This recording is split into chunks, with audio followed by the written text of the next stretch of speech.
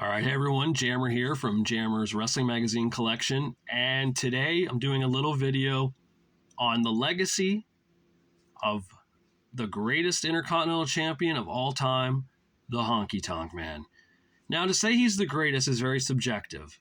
He technically wasn't a great wrestler, but he had a great gimmick, a great character, and fans wanted to see him get beat. They did not want the Honky Tonk Man to be Intercontinental Champion. But he was for many, many months, over a year. And unfortunately, and I do say unfortunately, that reign has come to an end as longest Intercontinental Champion of all time, because Gunther, or however you want to pronounce his name, is now the longest reigning Intercontinental Champion in WWE history. Now, people are ecstatic about it, saying that Gunther or Walter or Gunther, whatever you want to say his name, that he's a really good wrestler and a great ring general and can put on a clinic and all this stuff. And okay, fair enough. Yeah, maybe he can do all that. But the Honky Tonk Man could draw.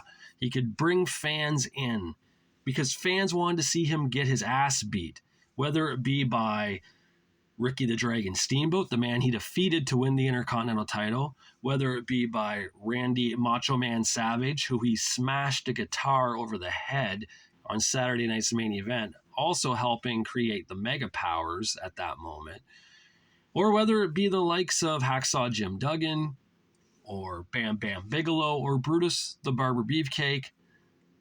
Fans, they wanted to see Honky lose, and he did at SummerSlam 88 to the Ultimate Warrior in matter of seconds. Warrior, of course, ended the reign in fast fashion, and we saw the new Intercontinental Champion in the Ultimate Warrior. But Honky Tonk Man was a man you wanted to hate.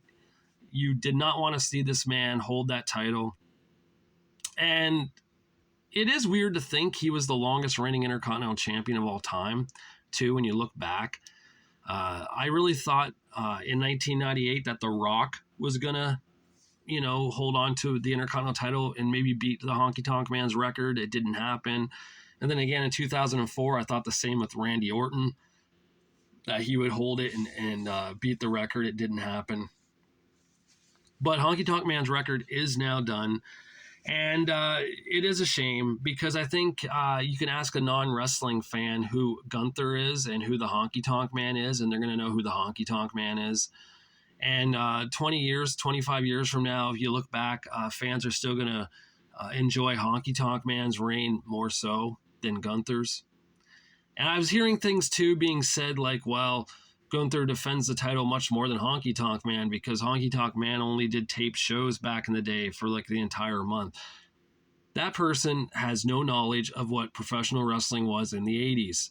Yes, they did record 3 or 4 weeks worth of TV in one time, but that also enabled them so they could do the road for the next 30 days, right? I mean, these guys were traveling every day, wrestling every night, 2 shows on Saturday, 2 shows on Sunday sometimes, right? A matinee and then the evening show.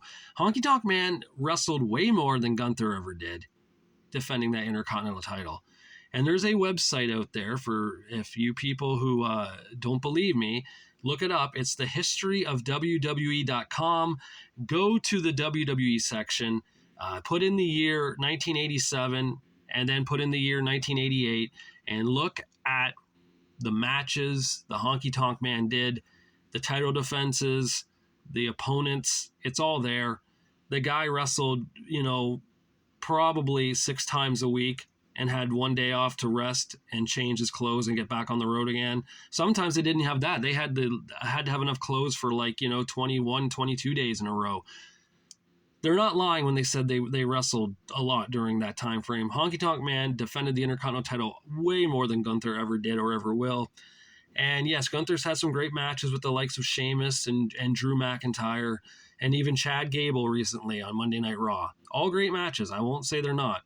He's a hell of a worker. He is. He's very plain. And people aren't going to remember that in time. A non-wrestling fan is not going to remember that. My mom, my own mother, was a fan of the Honky Tonk Man because she loved Elvis and she thought Honky was hilarious. in his persona, his character. And honestly, that's what gets wrestlers over, right? That's what you're going to remember. And I don't think a lot of the guys in the last 10, 15 years we're going to remember down the road. I mean, so many great matches happen with these guys that I can't pinpoint one from the other, right? Because that's what they do. They put on good matches. But the Honky Tonk Man never had to put on a good match, but he put on great moments. And, you know, whether it be smashing a guitar over Savage's head or you know, getting counted out and watching Jimmy Hart be the one to get the haircut from Brutus Beefcake at WrestleMania 4. These were moments that you're going to remember and remember for a lifetime, because that's the way it is. That's what wrestling's supposed to be, right? So Honky Tonk Man, congratulations on a very, very lengthy run of being the longest Intercontinental Champion of all time. It ended in 1988, and the year is now 2023, and we finally now have a person to surpass you. So, anyways, out there, anyone listening, Nate, what's your favorite Honky Tonk Man moment? Did you hate him? Did you like him?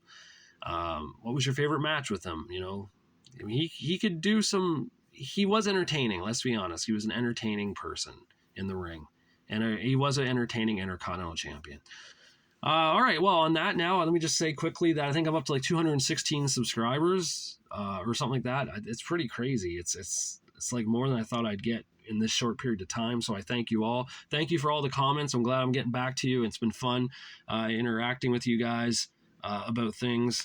And, you know, I know this video is kind of small today, but I just wanted to show that I do feel personally the Honky Tonk Man will always be the greatest Intercontinental Champion of all time because he set the record of being the longest until now. But in the record books, to me, and I think in a lot of fans, Honky Tonk Man is the longest reigning Intercontinental Champion of all time. Technically, he kind of is. He was WWF.